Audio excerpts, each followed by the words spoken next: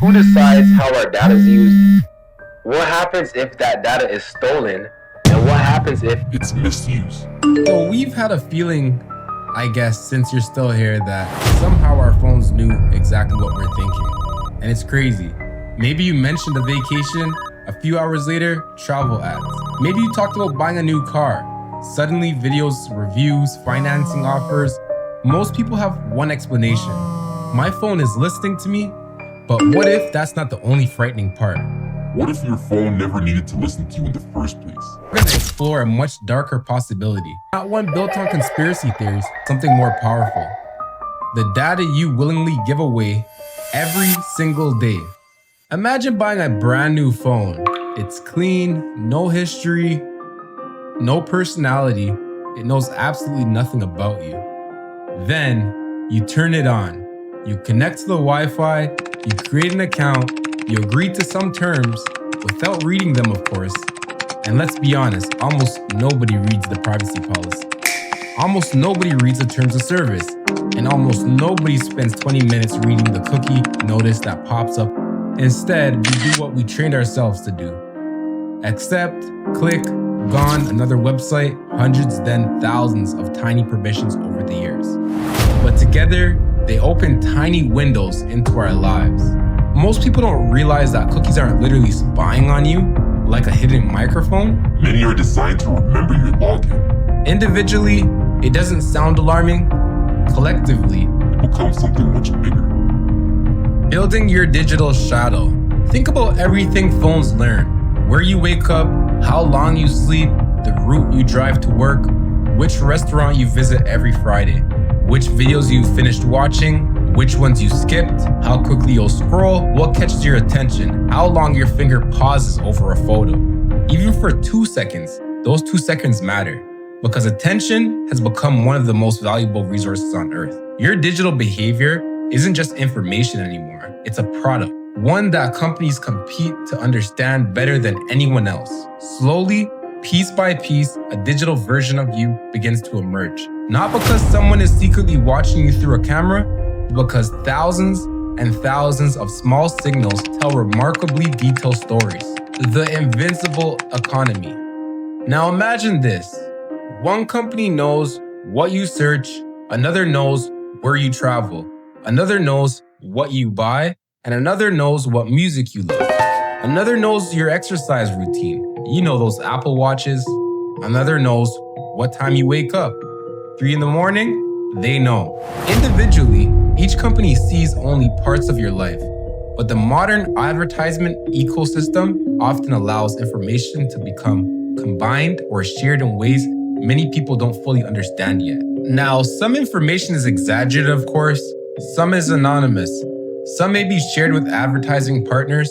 Some is bought and sold by data brokers who specialize in collecting information from resources. Many people haven't even heard of the word data brokers, yet these companies can compile information that public records, loyalty programs, apps, websites, and other sources have built profiles using marketing, trading something much more valuable than oil, your information and your personal data. The ads that you see, they come through a variety of information that is being accumulated about you over a long period of time. Now, this is where the internet splits into 2 camps. One side says, my phone is absolutely listening. The other side says that's impossible. Technology companies, they know it's possible. Generally, they deny secretly recording conversations for advertising. Yes or no, does Facebook use audio obtained from mobile devices to enrich personal information about its users? No. Independent investigations have found little evidence that major platforms routinely use microphones in that way. Just look at the data phones use when voice assistants like Siri and Google are activated. Compare that to the tiny amounts of data used when the apps are idle. But here's the uncomfortable reality. Modern AI doesn't always need to hear your conversations. It can make a surprisingly accurate prediction using patterns in your behavior, patterns in your interests, patterns in your locations, patterns in your online activities, and sometimes it gets things right enough, but other times it's impossible.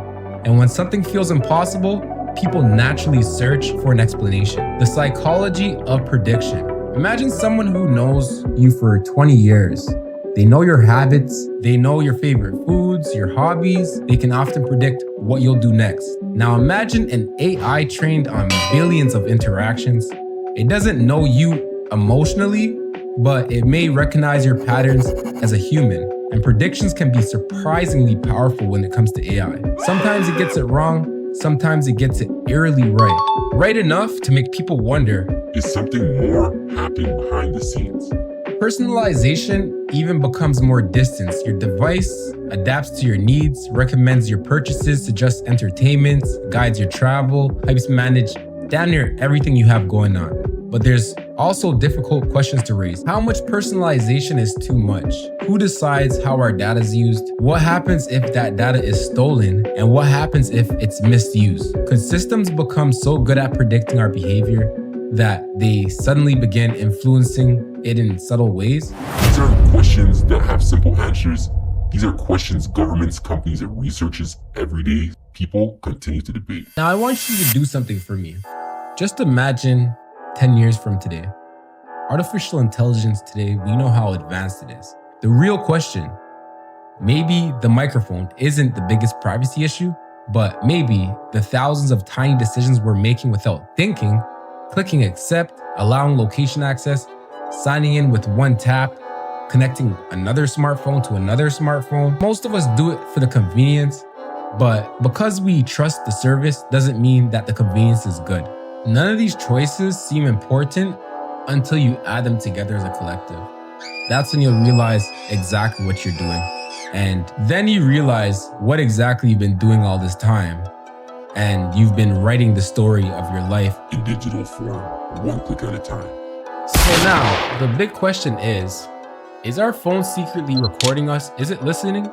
There's little evidence that platforms are routinely recording our conversations to target advertising, but perhaps that's the wrong question. The better question is, if technology can build an incredibly accurate picture of our life without listening, how much of ourselves have we already revealed? The next time a website asks you, accept cookies, the next time an app asks you for another permission, the next time you click agree without reading, ask yourself one question. What am I getting myself into? What am I getting in return from this besides the convenience? And it may not be your money, it may not be your attention, but your habits, your choices, your data, and all this information exists. You may never fully control where it goes next. So before you dismiss this, take a look at your phone, not with fear, but with curiosity, because the story it tells might reveal more about you than you ever intended. The question isn't whether technology is becoming smarter, because it is. The question is whether we are becoming just as thoughtful about our information we choose to share, and that conversation is only just beginning. Now, if this is your first documentary from me, be sure to check out my other documentaries. I drop breaking news all the time. I appreciate you for tapping in nonetheless. Like and subscribe, comment what you think on this video, and share it. Let other people see what's going on in this world. I appreciate you again. It's your boy Peasy. I'll see you in the next one.